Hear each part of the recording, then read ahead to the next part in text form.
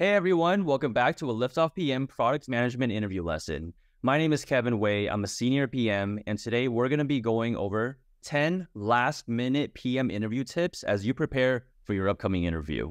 So on this video, we're going to have Mark, who's going to be discussing some of these top 10 last minute tips with us. Mark, do you want to give a quick intro first? Hi, everyone. My name is Mark Rose, and I've been a product manager for eons and eons at Google and Meta and many other companies. And you can learn more about me at productbymark.com. And let's go ahead and get started. Perfect. So yeah, super excited. Thank you for your time, Mark. We're going to be going over different ways for you to improve the delivery, the style of your PM interviews, especially as PM interviews get more and more competitive these days. I feel like a lot of these tips are super applicable for any of your upcoming interviews. You'll definitely want to keep these tips in mind. Now, before we dive into the meat of the video, I do want to say that Liftoff PM is going to be your go-to destination for your PM interview tips. We're going to have lots and lots of upcoming content, lessons, mock interviews. So subscribe, hit the like button, and join the community by clicking the link below. We'll have a lot of exclusive content for you guys.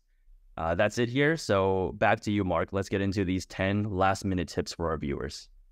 All right. So here are top 10 tips for your interview. Okay. Tip number 1. I like to call this Sales 101. There's an old expression in sales that says, tell them what you're going to tell them, tell them what you told them. And how that unfolds in a Google or actually any interview question is you're going to say, here's a question, here's how I'm going to solve it. Let's say I'm doing a strategy question, right? I'm going to look at strengths, weaknesses, threats, and opportunities, and I'm going to analyze it and summarize it, and we'll have an answer, right? Then you actually walk through the strengths, weaknesses, threats, and opportunities. And last, in your conclusion, you provide an answer and tell them how you solve the question. By having this type of summary, it's a great way for you to come across crisply and clearly, and it makes it super easy for your product manager interviewer to take notes and give you strong evidence to be a strong hire. Okay, tip number 2. I call this Mission 101. So if you're interviewing with a big company like Google or Meta or so forth, you know that mission is so important to them. Also, especially for product insight questions and strategy questions, you're going to want to start with a mission because really everything flows with mission. So here's what I do. I literally take the mission. So for example, this is Google's mission statement. What I do is I write it down on a little sticky note. I put it right on my monitor so that when I'm doing this, I can actually read right from that. So I say, okay, now as we're answering this question, let's talk about Google's mission. Google's mission is to organize the world's information and make it universally accessible and useful, right? And you read it slowly and clearly, and because it's right next to the camera, it makes it look like you know this mission by heart, and it makes the rest of the interview just flow beautifully from that mission statement. All right. Tip number 3, frameworks. Frameworks really ground you and your interviewer. So like we mentioned in the first tip with Sales 101, right? Having a good solid framework and listing it out bullet by bullet keeps you grounded and keeps you on track. It keeps your interview time boxed, and it lets you know if you're going too fast or too slow. And again, it makes your interview to take notes. One thing that I like to do is I like to actually write down all of my frameworks on sheets of paper, right? So that when it's time to come up with a question, even if you don't know what the question is, you've got that framework handy. You don't have to memorize it. It's right here, kind of off the screen, so to speak, but it's there to basically serve you as you're delivering your interview. Okay. Tips number 4, 5, and 6 kind of bundled together. So you're going to have a kind of a design question, and this really comes down to personal style on how you want to answer these questions. And the first one is what I call the art of narration and the joy of paper, right? So a long time ago when we used to interview in person, now it's mostly over Zoom and Google Meet and things like that, we would actually go into conference rooms and we would spend half a day at Meta or half a day at Google or whatever it is and interview away and would interview in front of whiteboards and things like that. It'd be very dynamic. Now it's mostly online. And so you have to kind of shift to that new environment. So you're not in front of a whiteboard So the first way to do it is just narration and the joy of paper. So you're not in front of a whiteboard. What I like to do is I like to say, hey, normally I'd be in front of a whiteboard, but what I'm going to do is I'm going to take this piece of paper and I'm going to write down my answer on this piece of paper so that you can see the work when I'm done. I put a piece of paper down. And of course, I've got lots of frameworks written down and things like that.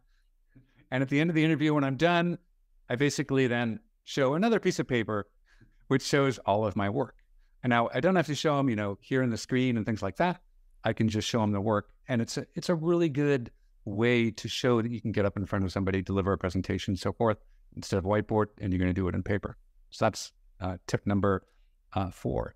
The next thing, if you want to take that up a notch, and again, this is really personal style, but it's to use Google Docs, right? And with Google Docs, what you're going to do is you're literally going to type your answer on the screen. You're going to type through the framework. You're going to type the bullets. And the reason you might want to do this is from a Google or from a product manager interviewer perspective, it's pretty magical, right? It's pretty magical to see a candidate answering a question, seeing that answer just kind of unfold magically down the screen. And it's a really beautiful thing. And it's kind of nice because as an interviewer, you probably have to take a little less notes because they're all there right in front of you. They'll share the doc with you, so you have lots of evidence from which to make a hiring or no hiring decision. But it's a great thing to do, and I strongly recommend it, and I strongly recommend getting comfortable doing it. Then, tip number 6, if you want to take that up even a notch, right? So if you like, the one thing I like about paper is that I can draw and make diagrams and things like that. But my penmanship's pretty bad. The things that I like about Google Docs is I can type and it's pretty good, but it's very linear, right? And it's not that amazing at expressing fonts. So tip number 6 is to consider a tool like Miro. So Miro is really cool because you can draw circles, you can draw arrows, you can type so it's legible. And for me, it takes it to a whole new level. I've seen a number of candidates who use Miro recently, and I think it ups the professionalism even more. It's really kind of, again, what I like to call product management theater, but it makes great theater, and it's a really great communication tool and a really great way to do an interview. Cool. And if I were to just interject here real quick, Mark, I know one of the common questions I get from students who are doing PM coaching are, the interviewer didn't specify whether they want me to be using Google Docs or Miro or any other kind of whiteboarding. Should I still use it? And I think the advice is yes. Definitely get comfortable in your mock interviews, get comfortable sharing your thoughts through Google Docs, get comfortable sharing through Miro. Even if your interviewer doesn't specifically ask you to share your screen, just proactively go ahead and share your screen right before you start your interview. It makes a huge difference. And like Mark mentioned, it's a really easy way for your interviewer to help them follow along. Awesome. Thanks, Kevin. The next one, and this may sound obvious, but I want you to have a new mindset or a renewed mindset, which is that product managers are optimists, right? We're all optimists. That means we believe like anything is possible to build, anything is feasible. And I want that to come across in your interviews, right? You want your people that are interviewing you to think like, this is an idea person, this is a can-do person, this is a person with big, bold ideas. And the way to think about that is be optimistic, right? So if you have a question like, should Google do this and should Facebook do that? The answer, like I'd say 80% of the time, is yes, probably. And then to figure out how, right? And that's very different than how an engineer might approach things, which might be to be like, no, I don't think so, and be much more critical. So be optimistic in your answers, and I think you'll have really good success with that. Tip number 8, artifacts and cheat sheets. So I remember years ago when I was interviewing at Google, we're doing it in person, and I was studying in my little Honda Accord in the Google parking lot before the interview, just cramming everything into my head, and it was kind of crazy. Now, and you can't tell this, all around me, all around this black box are lots and lots and lots of notes. So I recommend doing lots of cheat sheets you can have by your side and use them to aid in all of your questions. So let me give you some examples. Frameworks. They should all be written down in front of you, right? I like this one.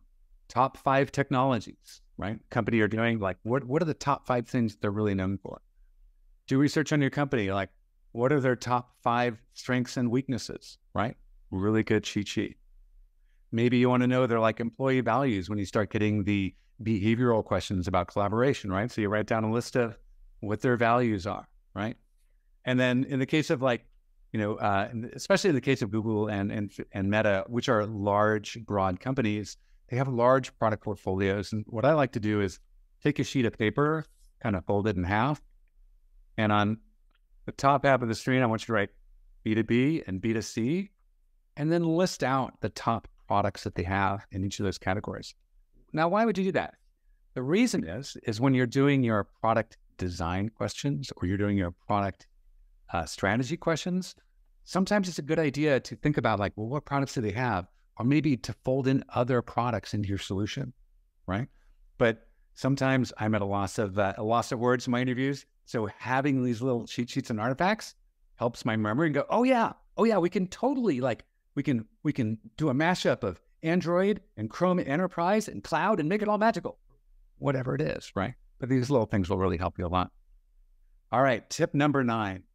This might sound super obvious, but you want to thank your interviewer. And let me explain how to thank your interviewer. So during this process, you're probably thinking about yourself. You're sweating over the details. You're trying to make this a great interview. But bear in mind, on the other side of the screen, there's a person who's really busy, right? And not only does he have to conduct an interview, so he has to hold an interview with you, but after you're done, you're like, whew, I'm done. Oh, it's tough, or it was great, or whatever it was, right? That person still has like another half an hour to 45 minutes of work to do, right? They've got to analyze your answers. They've got to rate it. They've got to cite evidence. They've got to do all this work, right? So what I like to do is thank your interviewer and acknowledge that. So say, hey, let's say Kevin here was interviewing me. I'd say, Kevin, I just wanted to thank you so much for your time. I know after this interview, my work is done, but I know you've got a ton of work to do and evaluation and things like that. And obviously, I'm not telling you how to evaluate me, but I just wanted to thank you in advance for that work because I really appreciate it. Thank you. What does that show? It shows a lot of empathy, and your product manager interviewer is going to love that just as a core skill overall in product management. And tip number 10, just smile, right? These are fun. If you can make a joke or two during the interview, that's amazing. If you can make your product manager your interview laugh, if you can brighten their day, if you can make it useful and fun for them, then you've actually shared a bit of joy in the world. I strongly recommend that. So smile, you're on camera, and have a great interview. So those are my top 10 tips. Thank you, Kevin. Well, Mark, let's do a bonus round. I know this wasn't something that we prepared, but so you on tip number 9, you mentioned thanking the interviewer, letting them know, hey, thanks for your time. I think that's something that interviewers would love to hear, especially as they probably have to be responsible for a number of interviews throughout the week. Just having someone thank them, it feels good. Common question that I get from students is, should I send them a thank you note afterwards? Right? I think this is a controversial question. On the one hand, some people feel like it's unnecessary. It might feel like you're bootlicking a little bit. On the other hand, I think it's a great way for you to network. I've definitely had instances where I've sent thank you notes to people on LinkedIn who interviewed me. Later, they changed companies, and if I did well and they remember me, they've offered me referrals to their new companies. So, Marv, I'd love to get your take on sending thank you notes. Like me personally, I only do it after the whole loop is done and after I get the results, so it doesn't feel a little awkward. No, that's great advice. And I would say also that sometimes at the big companies like Google and Meta, you may not actually know your interviewer, right? It'll just be Jim or, Harpreet or something like that, right? Or Shakinder, who just shows up and you don't know who they are. And you can Google and sometimes find out. But if you do find out, that is a good practice.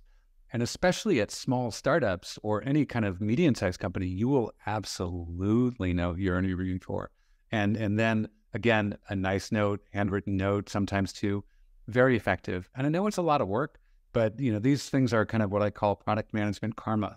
And these things will build up your karmic equity over time if you believe in that sort of thing. And they'll every now and then they'll pay dividends, and it'll be worth it. Yeah, and I think it's also a great way to network. After your whole loop is done, if you go ahead and you add your interviewers on LinkedIn, you send them a thank you note. There's one guy who interviewed me a few years ago at Google. He's since left Google. At the time I didn't get the job. This was an 8 p.m. interview very early in my career. He's since left Google. He started his own startup in Y Combinator. I connected with him just this past month, and he offered to refer me to YC if I wanted to start my own startup. So pays dividends, like Mark says. And for the viewers at home, this was our 10 last minute tips on delivering and improving the style of your PM interview. Thank you, Mark, for your all the wisdom that you've imparted on our viewers here. And good luck to the viewers as you have your upcoming interviews.